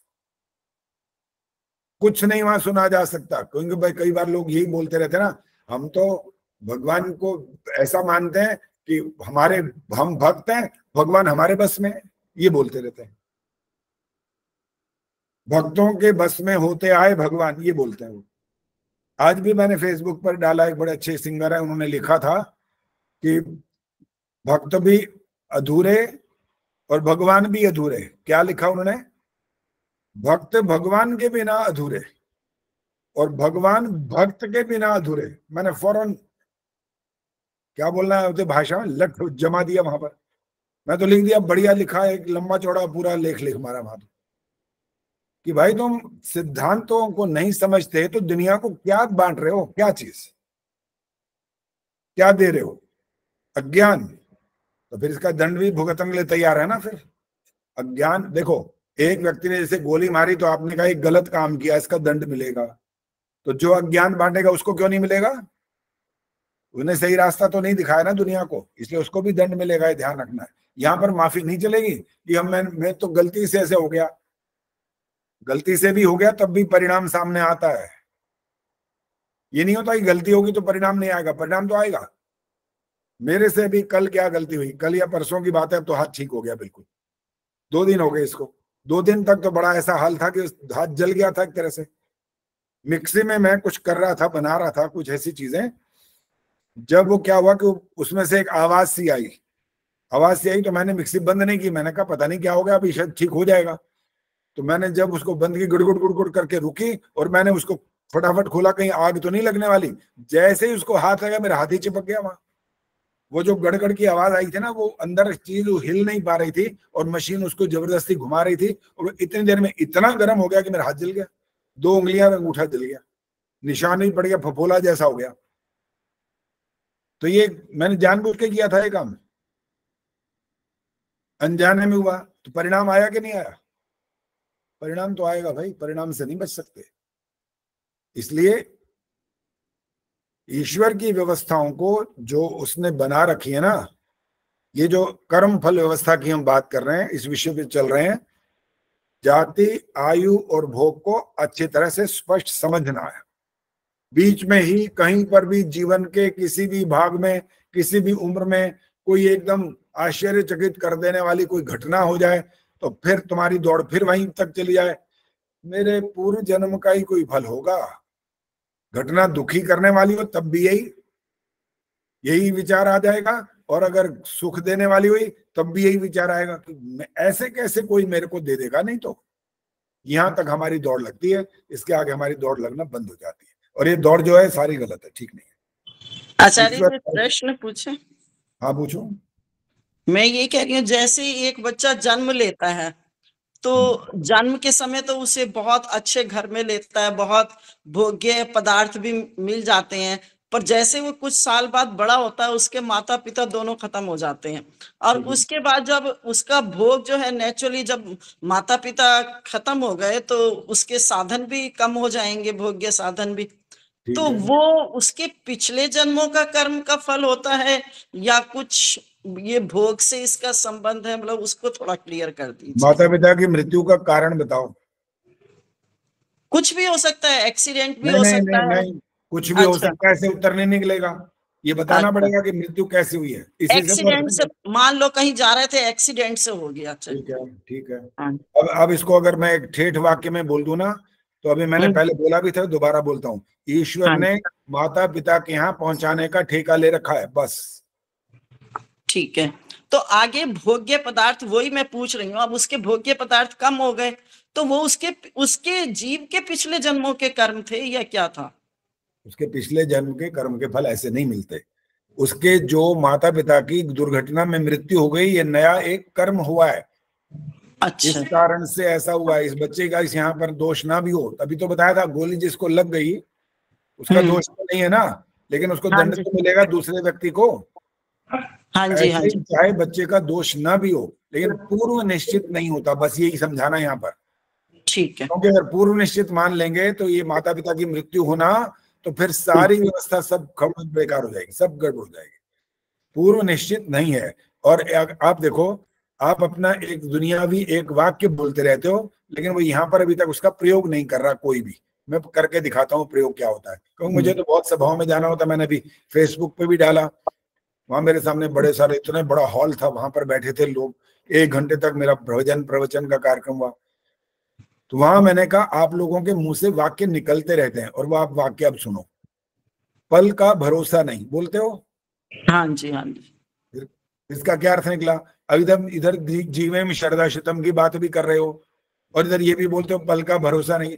तो भाई पल का भरोसा नहीं है, यही बात सत्य है। वो तो आपकी एक तरह से अंदरूनी प्रार्थना है, पुरुषार्थ करने का एक संकल्प है, बस। होने को तो कुछ भी हो जाएगा 1 सेकंड में, कुछ नहीं पता। एक पल के अंदर मृत्यु आ सकती है, कोई पता नहीं होता किसी का भी। शक्ल से बड़ा चाहे खूबसूरत हो, चाहे लंबा हो, चौड़ा हो, जैसा मर्जी हो, करोड़पति चाहे वो कोई भी क्यों ना हो, चाहे वो गरीब हो चाहे अमीर हो, कभी भी जीवन समाप्त हो सकता है, क्योंकि मृत्यु निश्चित नहीं है। और ये मृत्यु निश्चित है, इसका भी एक अर्थ है कि जन्म हुआ है तो मृत्यु होगी, ये इसका अलग अर्थ है। ये निश्चित मृत्यु ऐसे होगी ये निश्चित नहीं है, बस ये गलती हो रही है जो लोग बोलते हैं। आचार्य जी एक प्रश्न पूछो। हाँ जी पूछिए। आचार्य जी जैसे कोई अगर बच्चा पैदा ही हुआ है तो और उसके बाद उसके इतनी जल्दी उसका 10 दिन की आयु में उसका बाईपास सर्जरी होती है, फिर उसके बाद उसकी मृत्यु हो जाती है, तो इसको किस उस पे लेंगे, मुझे समझा नहीं इसलिए पूछा। ठीक है। देखो वैसे तो गहना कर्मणो गति ही ये बताया गया है कि कर्म की गति इतनी गहन है कि आप उसके 100% उसके अर्थ नहीं समझ सकते, फिर भी इसको कुछ ना कुछ अंश में समझा जा सकता है। पहला इसमें समझने वाली बात यह है कि गर्भावस्था में माता पिता के दुष्कृत्यों का परिणाम बच्चा भोगता है। अब वो क्योंकि अगर ईश्वरीय व्यवस्था को हम देखें तो ईश्वर की किसी काम में कोई कमी तो है ही नहीं, कोई ना कोई गड़बड़ हम करते हैं ना, इंसान है, अल्पज्ञ हैं, मूर्ख भी हैं कहीं कहीं, तो जो पागलपंती करते हैं उसका परिणाम सामने आ जाता है और हम समझते हैं इस बच्चे के पिछले जन्म के कर्मों का फल दिया ईश्वर ने, ऐसा भी मान लेते हैं। लेकिन 100% हम नहीं जान सकते कि इसको हम क्या कहें, लेकिन कुछ अंश में समझ में आती है बात। आचार्य जी फिर इसमें मैं ये भी कहूंगी कि अगर मान लो कोई साधु सन्यासी उसने बड़े अच्छे मतलब तब ब्रह्मचर्य से किया और तब भी उसके बच्चे को इस तरह का मिला, क्योंकि महात्मा प्रभु आशीष जी के भी एक बच्चे की डेथ जो है और वो तो बड़े धार्मिक व्यक्ति थे, बहुत वो करते थे, प्रभु पे विश्वास भी, और बड़े उन्होंने कोई मतलब ऐसा भी वो नहीं किया कृत्य गर्भाधान के समय, तो फिर उस बच्चे की तो पिछले जन्म से ही मानी जाएगी ना। देखो इसके बावजूद भी अभी पिछले जन्म तक ना पहुंचो, अभी सुनो इसमें और कारण। हाँ जी। डॉक्टर ने आपको कोई दवाई दी, ठीक है, और वो दवाई अनुकूल ना निकली, परिणाम भोगोगे कि नहीं? भोगेंगे। बस ये भी तो कारण होता है, एक कारण नहीं होता। माँ को कहा गया कि 9 मास की अवस्था तक तुमको ये बोझा ऐसे नहीं उठाना, लेकिन उसने सोचा आज कोई बात नहीं और कोई है ही नहीं, काम करना पड़ेगा, कर लिया, और वो प्रभाव बच्चे के जीवन पर पड़ गया। कौन जानता है अंदर बच्चे के साथ क्या हो रहा है, कौन देख सकता है? माँ भी नहीं देख सकती, पिता भी नहीं देख सकता, डॉक्टर भी, आज जो मशीनें बहुत आ गई, आज तो बहुत कुछ इलाज भी पहले हो जाते हैं, आज अलग बात हो गई है। इसलिए किसी भी बात को पूर्व जन्म से एकदम जोड़ना ठीक नहीं है, पहले वर्तमान की व्यवस्था में देखना पड़ता है कि दोष कहाँ से संभव है। और 100% मैं कह रहा हूं, हम नहीं कह सकते किसी बात के लिए 100% कैसे जान लेंगे, हम अल्पज्ञ आत्मा ही तो है, सर्वज्ञ परमात्मा तो है नहीं। हाँ जी विजय लक्ष्मी बोलेंगे, बाकी पहले मत बोलो, उन्होंने हाथ खड़ा किया था, उनसे बात करनी पहले। आचार्य जी ये आप कह रहे थे ना एक्सीडेंट में हो जाए तो आपने बोला था शायद कुछ कि वहां तक है उसका जिम्मा भगवान का, लेकिन ये मेरे दिमाग में ये आया कि मान लो पैदा होते ही माँ की मृत्यु हो जाती है तो उस बच्चे का भोग कैसे निश्चित होगा, क्या हुआ उसका? दोबारा बोलो, क्या पैदा होते ही माँ मर गई ये कह रहे हो? हाँ, जन्म देते समय ही अगर माँ की मृत्यु हो जाती है तो उस बच्चे का भोग कैसे निश्चित होगा, क्या था क्या नहीं उसका कुछ? माता पिता के पास पहुंचाने की जिम्मेदारी है ईश्वर की, आगे क्या घटना कैसे हुई है वो बताई नहीं आपने, क्या कारण था आपको तो पता ही नहीं अभी ये बात, हम तो अनुमान लगा करके बोले ना कि पैदा जैसे बच्चा पैदा जीवन समाप्त हो गया, कारण तो कुछ भी हो सकता है, हमें नहीं बताना, डॉक्टर के लापरवाही से भी हो सकता है, उसके अंदर की शरीर की व्यवस्था ऐसी थी कि वो बच्चे को जन्म देने लायक ही नहीं थी, लेकिन जबरदस्ती बच्चे को जन्म देने लायक बनाया उसके पति ने, मर गई। हम किसी बात को ना जब तक पूर्ण रूप से उसका विश्लेषण नहीं करते ना तब तक किसी बात का अर्थ नहीं निकाला जा सकता, केवल एक ऊपरी बात से ऐसा हो गया अब बताओ बच्चे का कैसे होगा क्या होगा वो नहीं बता सकते ना, तब तक पूरी बात नहीं बताओ। सर ये क्लियर नहीं हुई क्योंकि उसको भी तो भोग उसके कर्म के अनुसार मिला था ना, तो उसका भोग फिर हुआ ही क्या? उसके कर्म उस बच्चे का भी तो कर्मों के अनुसार भोग मिलना था।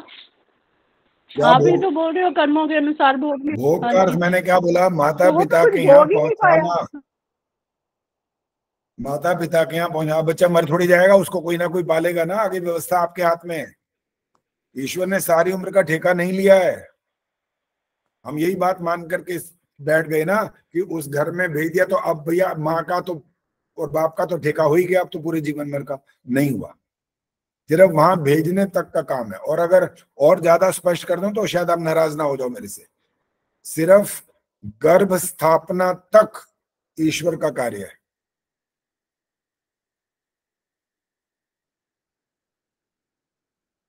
इसके बाद आप खा रहे हो, पी रहे हो, क्या गलत कर रहे हो, क्या सही कर रहे हो, आपको पता भी लगता है। आप पराठे खा रहे हो, दूध पी रहे हो साथ में, आप तो सत्यानाश कर रहे हो। बच्चे की हड्डियां ही कमजोर हो जाएंगी अभी से ही, पैदा ही लूला लंगड़ा हो सकता है, पता नहीं क्या क्या हो सकता है। क्योंकि हम असल में ना आत्मा अल्पज्य है, वो सही बात को ठीक से ना तो जान सकता है ना वो जानता है, लेकिन जो परिणाम सामने आते हैं उसके बारे में जरूर बोलना शुरू करता है फिर वो, कि ये क्यों आया, ये कैसे हो गया, ये तो यही कारण होगा, ये ईश्वर नहीं किया होगा, वो वहां तक दौड़ लगाता है फिर।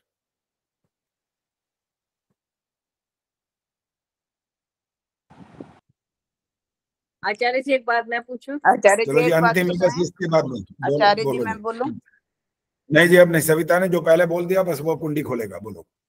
आचार्य जी अभी मेरे मतलब सहेली के साथ पीछे घटना घटी है, पीछे 3-4 महीने पहले की बात है कि उसकी बहू का मतलब 4-5वें महीने में जैसे टेस्ट होते हैं तो उनको पता चला कि उसका एक हाथ नहीं है। तो डॉक्टर ने मतलब जैसे बोल दिया कि आप रखना चाहते हो कि नहीं रखना चाहते, भाई सोचो।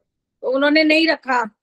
तो किसी टाइम वो कहती है कि हमारे कर्म अच्छे थे, हमें पहले पता चल गया, और किसी टाइम बहुत दुखी भी होती है कि हमारे को भाई ऐसे करना पड़ा, अपने हाथ से ही मारना पड़ा।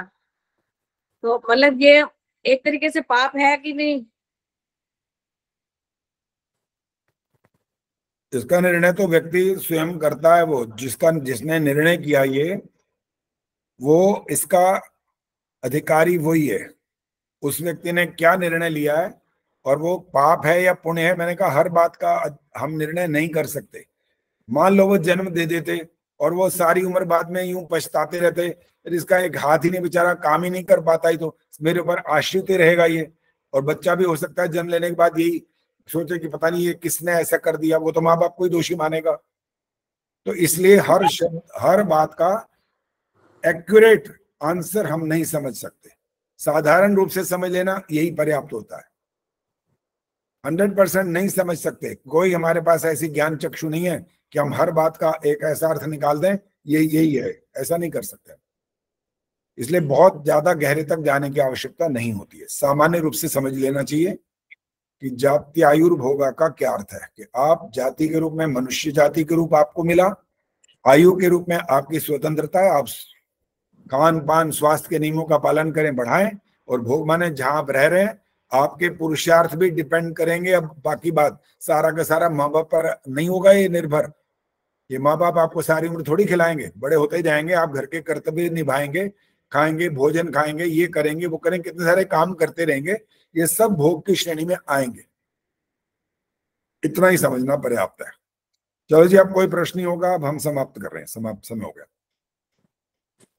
ओम द्यौः शान्तिरन्तरिक्षं शान्तिः, पृथिवी शान्तिरापः शान्तिरोषधयः शान्तिः, वनस्पतयः शान्तिर्विश्वे देवाः शान्तिर्ब्रह्म शान्तिः, सर्वं शान्तिः शान्तिरेव शान्तिः, सा मा शान्तिरेधि। ओम शान्तिः शांति शांति। जो बोले सो अभय महर्षि दयानंद माता की आर्य समाज वेद की ज्योति ओम का झंडा। एक का माइक ऐसा जो रिपीट कर रहा है, शायद उनका ही होगा, मैं क्या समझू का बंद कर दीजिए वैदिक ध्वनि।